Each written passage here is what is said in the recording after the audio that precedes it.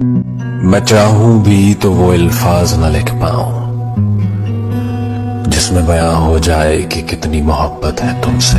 एहसास की एक सुकून सा मिलता है इस बारिश में। कुछ पलों के लिए सारे गम भुला देता है।